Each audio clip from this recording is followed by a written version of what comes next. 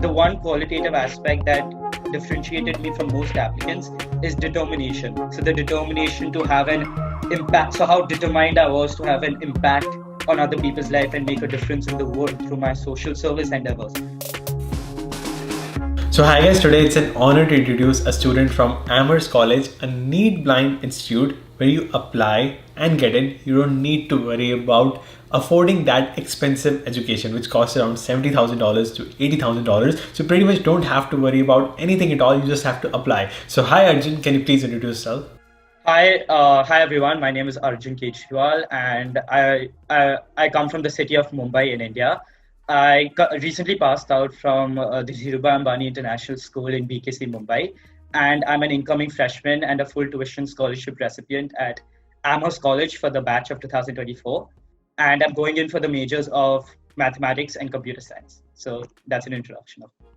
Wow, amazing. मेरा भी एक dream था to go to that school because I know most of the star kids go there. क्योंकि I am of the same age as Shah Rukh Khan's son, so मैंने सोचा था किसी time अगर मैं वहाँ जाऊँगा, I will be able to like have him as a classmate and go to his home for parties. But did you get any chance to like go to star kids' home for parties and stuff like that? Yeah, definitely. There's Arjun Rampal's daughter in my grade itself. So there's a tradition in my school that after our annual day, which happens usually in December, the whole of class 12 meets at one person's house for a huge party.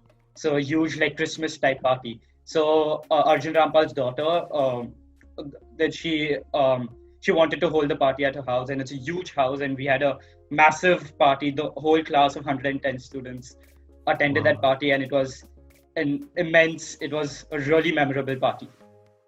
Amazing. Now, being from Ivy Board, what percentage of students go abroad from your school? Yeah, so I would say in my school specifically, there are 110 students in my batch, and around I would say 95% of the students go outside India. So from my batch especially, there are 70% of the students are going to the United States of America, and I would say the remaining 25% are divided between the United Kingdom and Canada. And the remaining 5%, I would say one is going to Australia, one is going to Germany, and only 3 students are staying back in India. So out of 110 students, 107 students are going outside India. So which is quite fascinating because, Indian students going abroad and, getting new opportunities, spreading the Indian name. So it's really fascinating to see it from that angle as well. That's mind-blowing. Now let's get started with your journey to Amherst College. तो आपने कब start किया? So being from Dhirubhai Ambani School, शायद आपने 9 से ही शुरू कर दिया होगा because वहाँ पे इतने अच्छे counselors मिलते हैं, right? Right. So from 9th grade itself, I started to have an eye towards an aim for those big top tier universities. But again, in 9th and 10th, I would say I was slightly naive, in my whole admission journey because I didn't really know about the whole process. I was quite focused on my IGCSE curriculum, which I was doing in 9th and 10th. And I would say the IGCSE curriculum at that time, the school put a lot of pressure on us in terms of giving a lot of assignments and keeping regular tests for us. So I had really limited time to, focus on everything else. But I definitely, started my looking at those colleges, researching and seeking different opportunities like extracurricular activities. I started playing a lot of sports. I started playing football. I started playing badminton. I started running marathons. I started to volunteer in this NGO next to my house, and I used to teach underprivileged student mathematics. So I started these small ventures when I was in 9th and 10th, but nothing major because I was focused on my studies. And then starting after my grade 10 boards, I became much more focused. I started to seek internship opportunities. I started to speak to much more to some professionals in the field of mathematics and data science. And I shadowed one person who lives in, I traveled to Pondicherry after my grade 11 final exams, and I met this really old gentleman who had a PhD in pure mathematics. And I got several ideas from him for my mathematics research reports, and he mentored me while I was doing my research report out there. So it was like a gradual increase. So I started out small and then it increased eventually. Amazing. So now let's start with your admission process. तो मैं आपको बताना चाहता हूँ कि एक ऐसा school है जिसमें आपको early admission जरूर अप्लाई करना चाहिए. That Yeah, means that if you apply to that school and if you get in, you have to choose that school. So what yeah. was the school you chose in that category, and did you get in or not? And why did you apply to Amherst? Yeah. Yeah, so in the early decision round, I had applied to Princeton University. So Princeton University is slightly different from the whole ED. So you have to apply early to Princeton University, but it is not binding. So it is something called a restrictive early action, where you have to apply to one university, but it's not binding. But technically, in my case, it is binding because if I would get in, I would definitely go there. So and those admission officers knew that. But I would say that. I applied to Princeton because it was my first choice. And for all of you students out there, you should definitely try and apply to your top dream university in the early round because you have the greatest chance of getting in at that time, especially for those ED schools because the admission is binding. If you get in, you have to go there.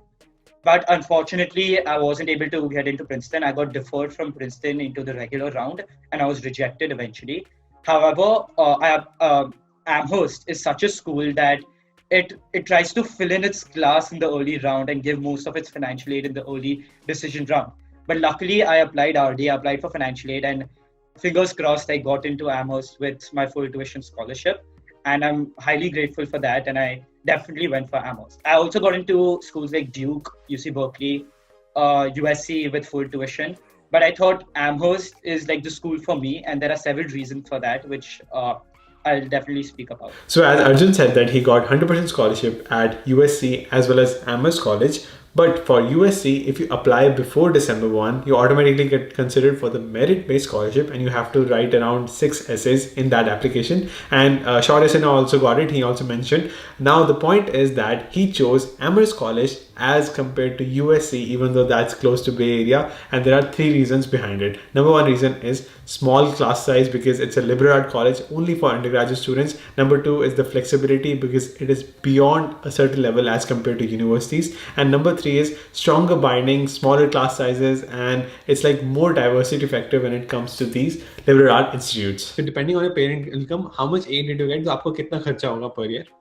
Yeah, sure. So the overall cost of Amherst is $80,000 per year, and I got based. So they have these financial aid officers over there have this own formula that they use based on the income information you give them, and they judge how much your family can pay. So they personally gave me an amount that's equal to their tuition amount, which is $60,000, and I'll have to pay a remaining of around $25,000, including like their housing, the board, the food, the books, as well as some of the personal expenses that I might have over there. Amazing. So let's talk about how you made it to Amherst. So what do you think was unique in your profile that got you in other than your SAT subject test scores? Yeah. So other than those quantitative items, I think the one qualitative aspect that differentiated me from most applicants is determination. So the determination to have an impact. So how determined I was to have an impact on other people's life and make a difference in the world through my social service endeavors. How determined I was to go out of my comfort zone and learn new things by engaging in philosophical discussions or reading historical books or taking some courses that I didn't know anything about before. Also, the determination of achieving all of the aims that I set out for myself in terms of projects and in terms of any activity that I aim to do. So that I really try to reflect that in my application, the determination to achieve, to make a difference, as well as to learn new things. So I thought that determination, that focus, as well as that passion towards mathematics, as well as computer science and data science, made me stand out from most applicants. Amazing. Now let's get your perspective about liberal art colleges. So being Amherst at liberal art colleges, what do you think? Is it good for computer science and mathematics? Because that's what you're going to be pursuing. Because people say that they don't offer that much level of good engineering courses. So yeah. What do you think about that? That's definitely true. Amherst mathematics and computer science isn't as good as say an engineering universities computer science, say like Cornell or UC Berkeley. But I would say that being a liberal arts college, it gives me so much flexibility to take any course that I want. So most liberal art colleges have this thing called an open curriculum. That means they don't have any necessities of any mandatory courses that you have to take over the years. So you can take any course that you like. And me as a person, as you know, considering my interests, I'm interested in a variety of fields. So in the STEM area, I'm interested in computer science, physics, and mathematics. But in the humanities field, I'm highly interested in philosophy and history as well. So I thought going to just an engineering specific college won't allow me to explore courses and look at the humanities side of things as well. But going to a college like Amherst, I can take computer science and mathematics courses for my major requirements, but I can also on the side take several courses in history, in psychology, in philosophy that interest me as well. So I feel that this whole overall knowledge that you get from STEM and humanities really works well together and gives you a better view of the whole world, and you understand how the whole world functions. And I feel coming out of a liberal arts college makes you quite versatile in career options, and then you can be quite flexible in any career option that you wish to take once you graduate.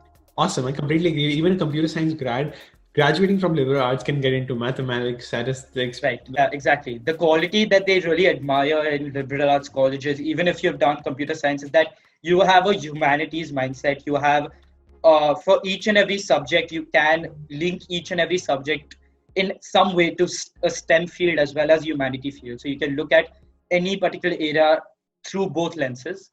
And that is something that most, employers and graduate admission officers value as well. So I feel that that's one course that I would like to take. Perfect. So what will be some of the final advice you would like to give up to students? Because as you got accepted to USC with 100% scholarship, Duke, and especially Amherst, so what perspective they need to get students like you? So I would say you should not think of your admission, your application form as like a fixed thing or as like a structure that you have to follow. Just fill it in the way that you like, fill it in the way that you are, and reflect your key qualities and make your application essays, your extracurriculars as unique as you are, because that's what's going to get you into those top tier universities and not something that you aren't. So don't write anything that you really aren't just to impress admission officers. Write something that is true of yourself, that you really like, you have passion for, and something that is quite great about yourself and something distinct about yourself, so that you get into you not only get into a top tier university, but you get into a university that is the right fit for you. And I would also like to add that there are three things that I would say that you must cover in your application.